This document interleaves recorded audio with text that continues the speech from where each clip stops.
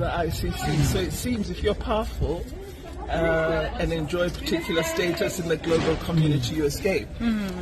Hello there, guys, and welcome to Daily Updates. The USA is determined to disrespect South Africa at all costs. It doesn't matter what harm it brings to South Africa. They are determined to disrespect them. Well, we've heard what Trump said about us, the uproar from the international and the local South Africa, the local uproar. We've seen that people responding the way they did to Trump, speaking about the fact that you are disrespectful, you are trying to destroy our economy. Now, regardless of that, even though people have been speaking about that, it seems like there is something the USA is looking for, because the next move that they've just made is more surprising than the first one. The first one we could understand, it is Trump. We know this guy can say anything he wants. This is the person that if there could be World War III, he's going to be in the middle of it. He talks too much. He doesn't care. He feels power. So whatever that can happen to this world, he will be in the middle of it. So put him aside. We know he's a lunatic.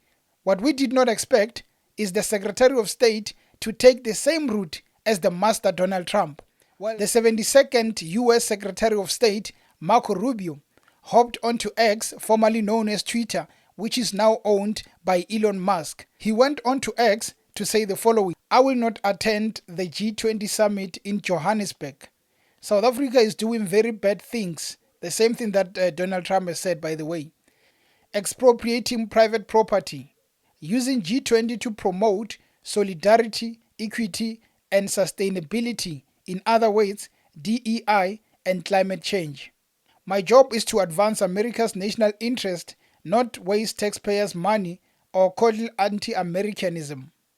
Well, you'll be surprised to hear that under that tweet, under that post, there is a reply from Elon Musk, the owner of X, who's been given a position there in Trump's administration. They've just created a department for Elon Musk because he was the main funder of Donald Trump into office.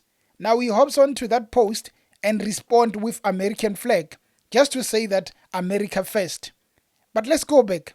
Just 2 days ago, the president of South Africa, Mr. Cyril Ramaphosa, he goes on to X, which is owned by Elon Musk.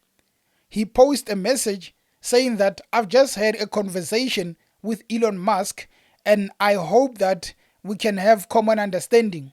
And people started coming after him to say that, hey man, Donald Trump is the one that is disrespecting us, and we know Elon Musk is in on it. Why would you then jump communicating to the master Donald Trump and then go to Elon Musk? We know he's a billionaire. We know he owns X.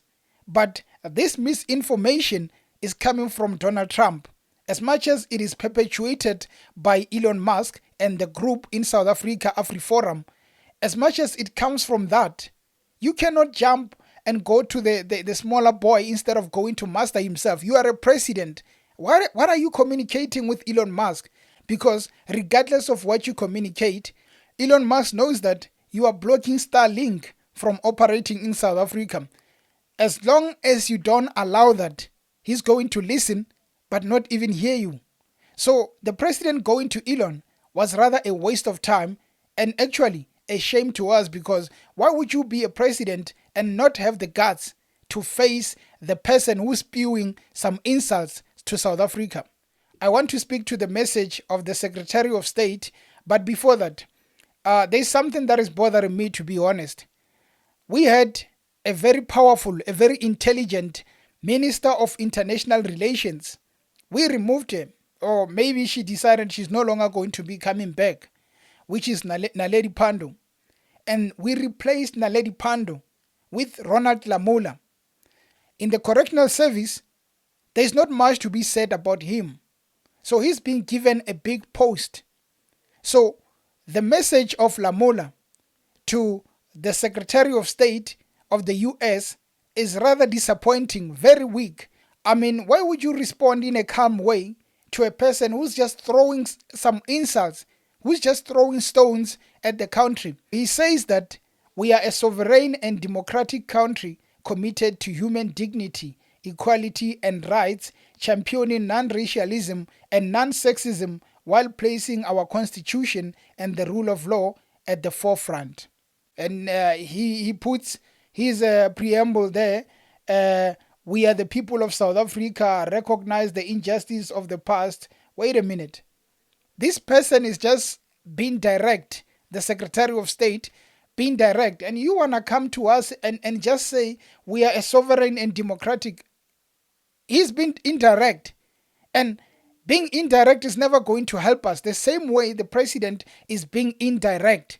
These people have a mission, and the mission is not because expropriation act, is not because people are doing things that they don't like. Their mission is Israel. You, South Africa, you think you can deal with Israel, our friends, and to be honest, to show that they are really friends. Trump hasn't met any other person since being in office, but the first person that he meets is Netanyahu, which tells you that they are speaking about how are we going to deal with this South Africa, this problem child, which is weak. Now, you have Lamola representing South Africa, international relations, who's replying indirectly like this. You can see the man has no balls to respond directly. So he's going to be telling us preambles, this and that. But I want you to listen to a video by the former Minister of International Relations who was replaced by Lamola to show how you react to problems of other countries. Please have a listen. I have made the point previously, you would know about the whole issue of double standards in global affairs. There are many countries that have been involved in wars, in invasion of territory, in killing people, arresting political activists.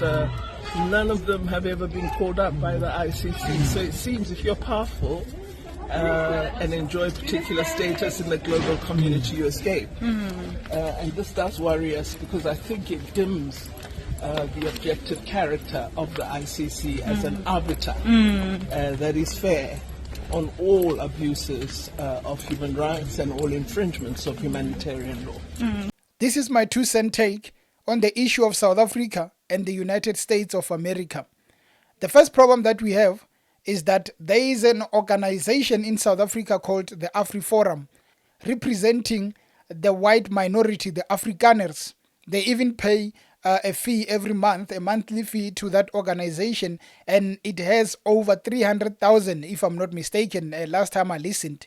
So they pay a fee every month, fueling the aggression of this Afriforum. And of course, they probably get funding from other countries like the USA. So these guys are getting this, and they are going around with this narrative of saying our white farmers are being killed. I need to speak about this. I am not denying that there are statistics of white farmers being killed. And I'm also not denying that South Africa has an issue with crime. More black people, more white people, more Indians, more coloreds, Chinese or whatever, all these races are experiencing crime. Mostly rape, murder, and all these problems. It is not just white. So now let's go back to the issue of white farmers are being killed. Most of the white farmers are staying in remote places where they'll just have their farm, have workers, and then everything is done at that place. These people, most of them hire illegal foreigners, not South African or not foreigners with permits. They hire illegal foreigners who don't have documents, and they can just pay them below the minimum wage. So everything goes as normal.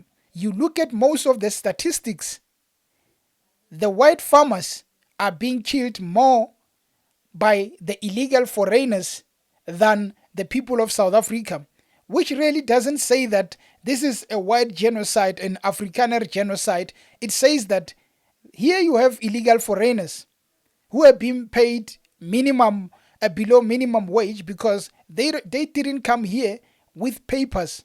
And in the end, there is crime because they work at this farm. They know every movement of this farm, and which leads to some of them committing such crimes. They do that, and when you look at it, I want one person actually to go to the statistics and just look, this person has been killed, who committed the crime. Some of them are not caught, some of them are caught. But when you look at it, When Afriforum takes the whole thing, they are just trying to say that South Africa is against the Afrikaners and they are trying to kill Afrikaners at all cost, which is misinformation. We will never celebrate any death of anyone, even if you are Hitler. Well, maybe. We will never want to celebrate a death of anybody, even if you don't like me.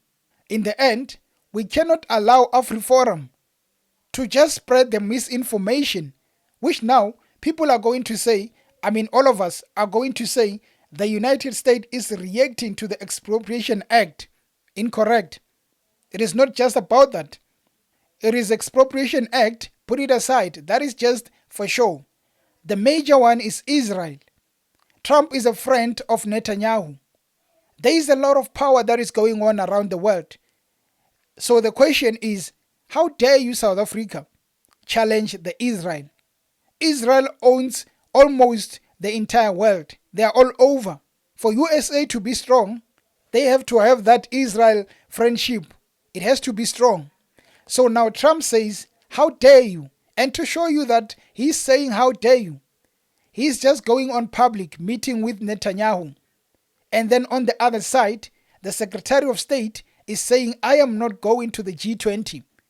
Play your cards right, South Africa. These people are being perpetuated by Afriforum, but they have a big goal.